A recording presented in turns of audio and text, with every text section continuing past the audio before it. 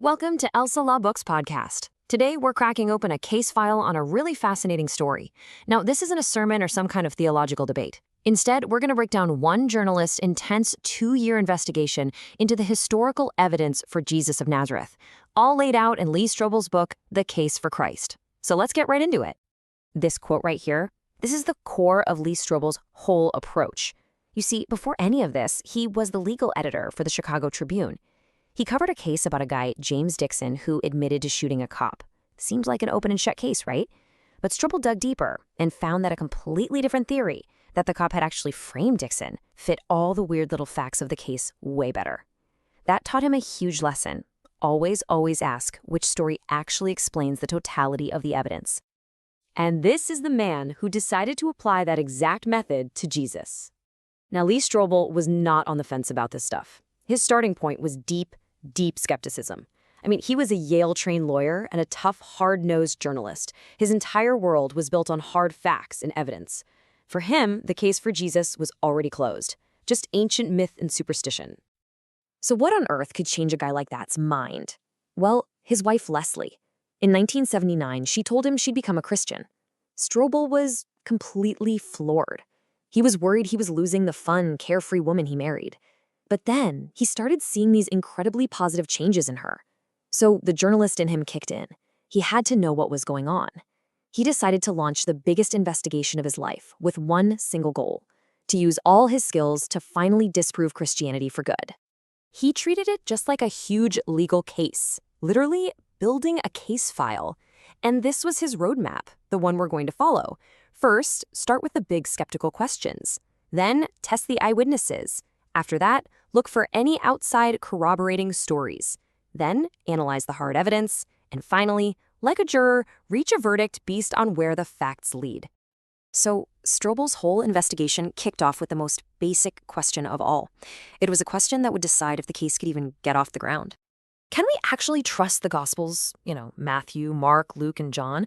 Are they real history, or are they just biased mythological stories written down way later? Strobel knew that if these core documents were bogus, the rest of the case would just completely fall apart. Game over. So, his first move was to treat the guys who wrote the Gospels not as saints or theologians, but as simple eyewitnesses. He decided he was going to put their testimony on trial, just like they would in a modern courtroom. He ran them through a whole battery of tests, looking at their intentions, their character, their consistency. But the one that really got his attention was what he called the cover-up test. See, the Gospels are actually filled with details that make the authors look, well, kind of bad. They show the disciples as being clueless, cowardly, and full of doubt. Strobel thought, wait a minute, if you were making up a story, you'd make yourselves the heroes, right? The fact that they included all this embarrassing stuff suggested they were just committed to telling the truth, warts and all. Okay, so the eyewitness accounts seem to hold up pretty well on their own, but any good investigator knows you can't just rely on internal sources. You need outside corroboration. So Strobel's next step was to look beyond the Bible and see if any non-Christian historians from back then had anything to say about this Jesus guy. And you know what? He found them. It turns out that, yeah, they did talk about him. Within just a few decades of Jesus' life, you have Josephus, a respected Jewish historian, just casually mentioning James, the brother of Jesus. A bit later, the famous Roman historian Tacitus writes about Christ and the Christians in Rome. Now, this is a huge deal. It means Jesus wasn't just some character in a religious book. He was showing up in the secular history of the time. And this right here shows you just how powerful that is. Just look at the alignment. The Gospels say Pontius Pilate ordered the crucifixion.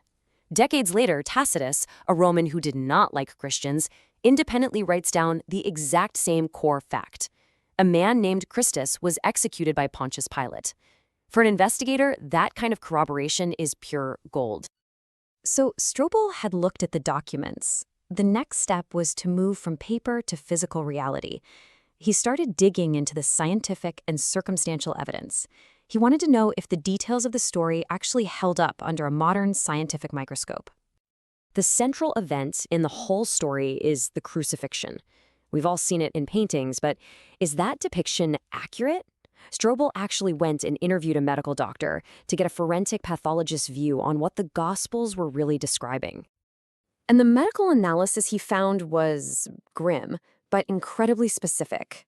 Turns out the details in the Gospels are medically precise. The cause of death, slow suffocation, the spear in the side producing blood and water, that actually lines up perfectly with a modern understanding of cardiac arrest and fluid building up around the heart.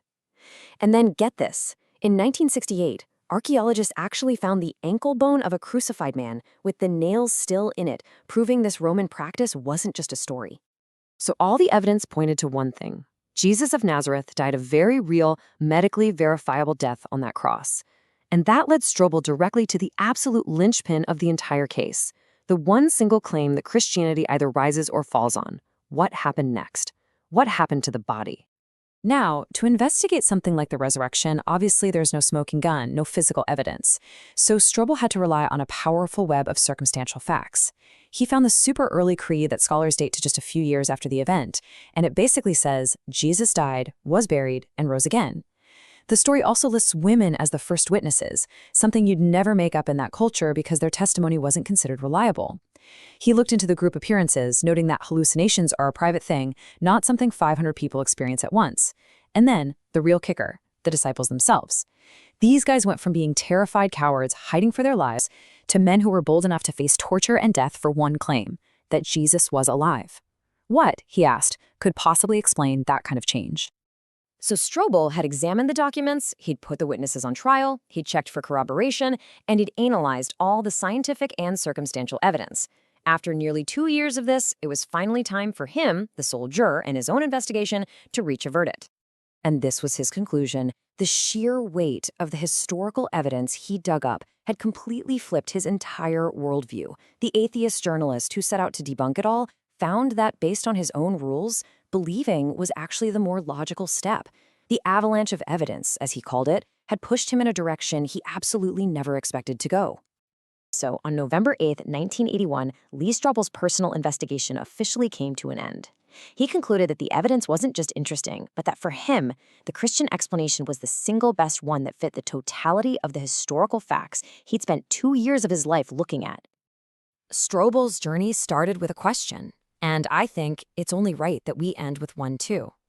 He took his skills as a journalist and a lawyer, he applied them to the evidence, and he reached his verdict. Now that the case has been laid out, what's your verdict?